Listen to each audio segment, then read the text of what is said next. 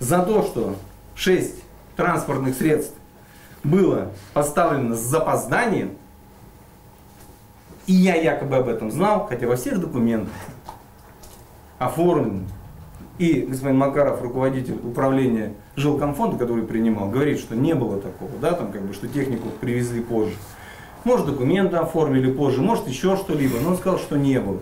Но тем не менее, господин Тян утверждает, что он прекрасно помнит, потому что в связи с проблемами на Минском автомобильном заводе, это он сказал здесь, так же, как и сказал это в своих показаниях, были проблемы с металлом. Он даже знает, чем проблемы были. И в связи с проблемами с металлом была задержка поставок техники. Что же мы смотрим? Какая техника задержалась в поставке? А техника задержалась, это 2 погрузчика, Амкадор, которые собираются в Чувашии, или в Татарии, извините, и ДТ-4, которые собираются в Челябинске, на Челябинском тракторном заводе. Мы только Крым отобрали, а Тян уже Беларуси отдал и Челябинскую область, и Татарию.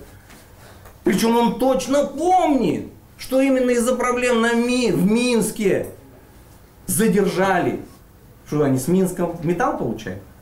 Ну, да, предоставьте эти документы, что что Минск получает, отправляет металл на эти заводы. Даже это им выдумано просто по одной простой причине. Потому что он не знал, что говорит. Потому что я думаю, что он даже и не знал, что техника как-то пришла по-другому. Потому что она пришла вовремя. А оформились документы по-другому. Потому что остатки финансирования они перечисляли в 2008 году. Значит, вот не заметили. При этом господин Тян, когда давал показания здесь, сказал замечательную фразу. В связи с тем, что он боялся санкций, которые администрация может выставить Тяну за то, что было позже поставлено 6 единиц техники, он заплатил 12 миллионов рублей. За то, что он боялся санкций. По договору санкций 0,03% в день. 0,03%. Меньше 1% в месяц. Сумма из 15 миллионов непоставленной техники 150 тысяч рублей.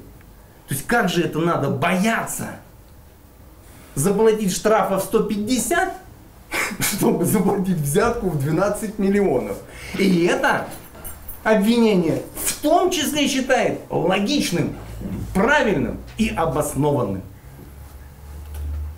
Я каждое слово опроверг. Причем это не домыслы, это не фантазии, это факты, числа, даты. И есть такое понятие, как бухгалтерия.